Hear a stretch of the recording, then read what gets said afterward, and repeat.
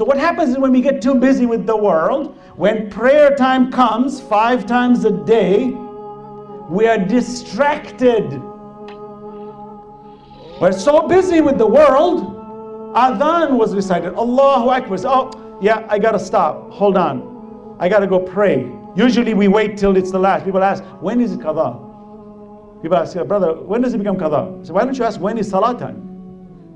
Why are you asking when does it end? He says, well, I'm just going to take it to the last second, because I'm just so busy. I said, alhamdulillah, at least you're praying. But worry about the beginning of prayer.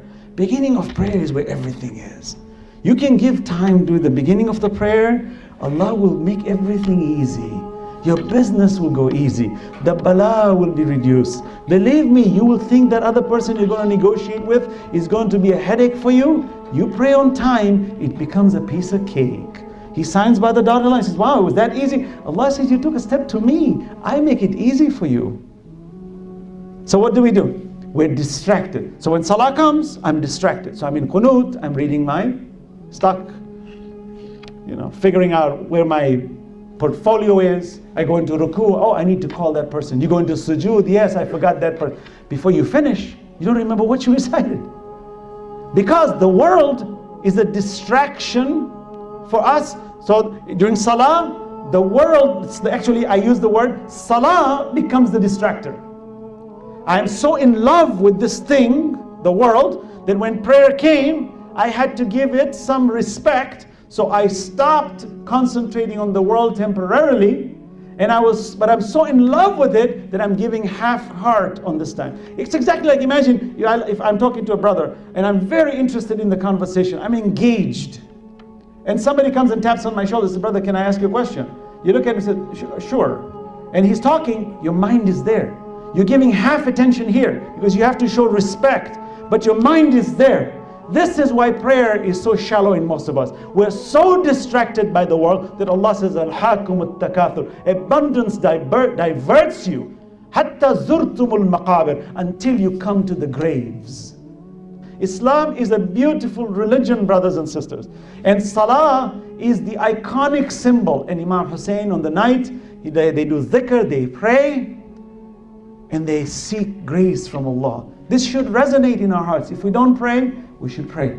If we're praying, we should get closer to Allah. Say, how can I concentrate? The concentration is if during the day, before prayer time, I took time to reflect on Allah, about Allah's grace, and I took time to take account of His mercy, and I was grateful to Allah, we will become like that individual who's thirsty towards water. And water here becomes prayer. You can't wait for the prayer. And then the beloved comes to you at the time of salah. At the time of adhan, the beloved now has opened the door and says, come, talk to me. I have allowed you entry into my dominion to talk to me.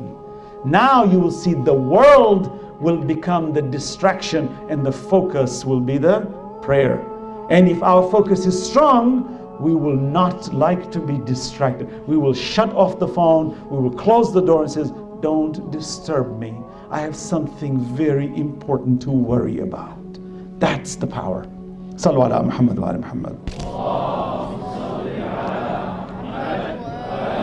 Our Imams took it to that level that not only in the night did they pray, they even on the day of the battle, while they are being butchered, the arrows are being thrown at them, spears are being thrown at them, swords are coming towards them, they were in the middle of prayer. Iconic symbol, brothers and sisters. Nothing can counter, nothing can trump this shahad of Karbala. There's one thing to be massacred as a family. There's one thing for an army to come and trample you and take your material. But there's a whole different characteristic when you rise while the enemy is striking you. You're defending, but you're looking at God and says, God, I love you. God, I'm ready to give anything for you. This is a symbolic move that is so powerful that it should resonate in us.